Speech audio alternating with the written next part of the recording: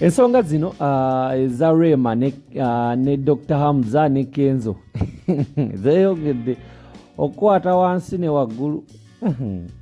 Kale tukwaniriza ku MMTV webale nnyo kubeera nga weekuumira ku MMTV, webale nnyo ku subscribinga, webale nnyo ku likinga, webale nnyo ku sharinga, webale nnyo kubeera nga ate weekuumira ku MMTV na kubeera nga ate osubscribinga. Gwatanaba ku subscribinga wansi awo tulabike nga tweyongererayo ddala n'amawulire gano eno. Ate gwe yasubscribinga edda njala kugamba nti kyokola kyakabi nnyo, webale nnyo okutufuula number 1 okuleeta amawulire waneeno mu Kampala ne mu nsi endala zonna mu nsi ez'enjawulo.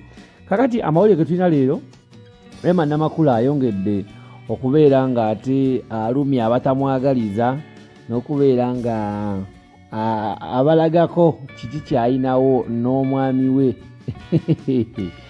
Mwena abatagaliza Rema mbasaasidde kubeera wakubalumya, kubanga era omukyalo no mumumanyi wakubeera nga ebintu bye byakubeera nga alumya nkiddamu alumya.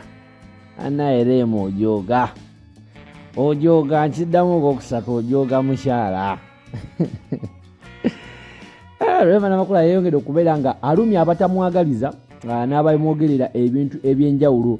Rema Namakula bazze bamwogerera mu biki okuwako a brief history about Rema Namakula ne Eddie Kenzo. Rema yakyawagana ne Eddie Kenzo mu biseera bya September, October. Rema Namakula tetumanyi ffenna tetumanyi Dr. Hamza gye yava, twage olaba Dr. Hamza bakoze okukyala awo biki mangu bakoze n'okwanjula. Dr. Hamza alabika nga akuba Rema akaama n'amugamba nti biki bino byalema Kenzo nzize okubikwasaganya, kubanga Rema yali abadde ne Kenzo okumala emyaka 5. Balina n'omwana gwe bayita Amal Musuuza, era babadde naye okumala ebbanga lya myaka 5. Badde bamaze ne Kenzo emyaka 5, naye tetumanyi Dr. Hamza gye yava n'akuba Rema awo busu n'amujja ewa Eddie Kenzo ne balabika nga ate bakola emikolo speed awo mangu.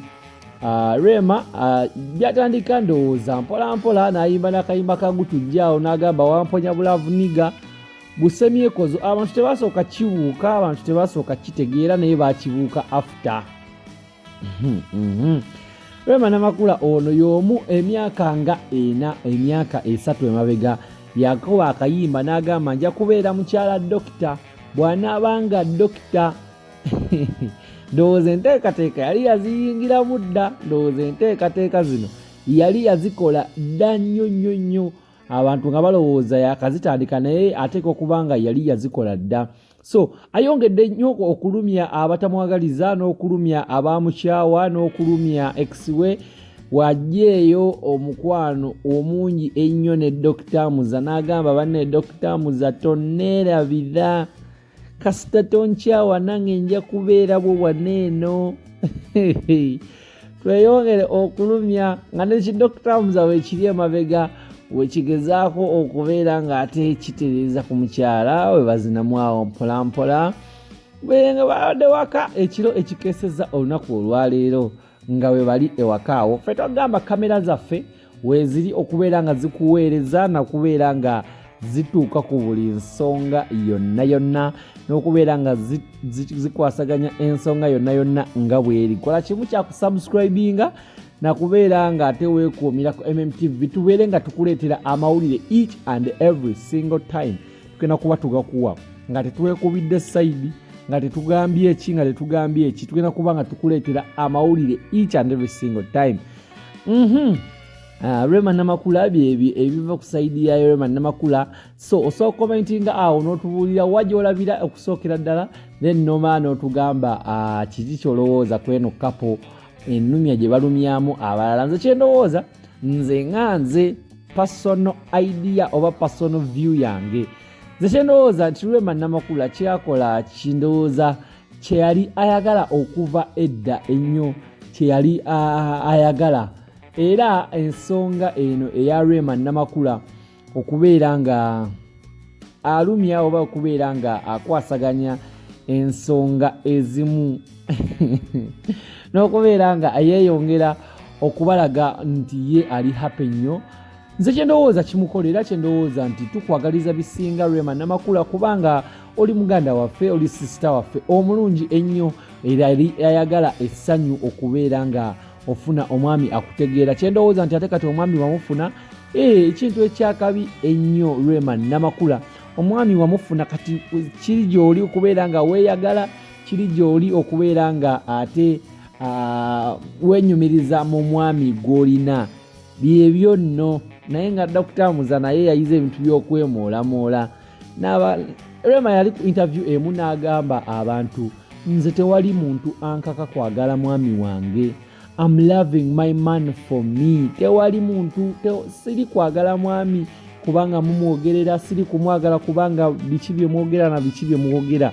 Nze I'm loving my man for me. Era bw'obanga oli eyo ng'olowooza ogenda kunzijjako okwagala Dr. Hamza Ssebunya, olowooza sirowooza nti kyokola kituufu oba sirowooza nti kyokola kijja soboka.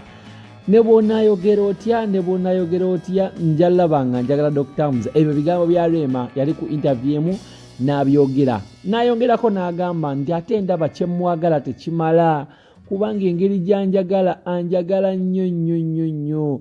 Kyemmwagala ndabira ddala nga tekimala.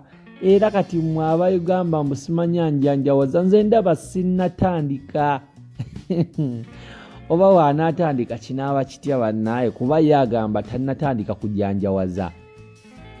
Ebyo nno ebiva ewa Rema. Subscribinga ku eno YouTube channel tubeere nga tweyongererayo ddala n'amawulire. Weebale nnyo okwekumira ku MMTV, weebale nnyo okwekumira waneeno nobeera nga osubscribinga. Gwatannaba subscribinga, subscribe awo wansi tulabike nga tweyongererayo ddala n'amawulire. Kankulekere Rema nga yeeyagala ne Dr. Hamza obalabe osobola okubeekenneenya nga banyumirwa obulamu. Dr. Hamza nga bw'omulaba awo ne Rema nga bw'omulaba awo. Dr. Hamza yabadde no wansi ng'agezaako kuweeweeta ku lubuto mpola mpola.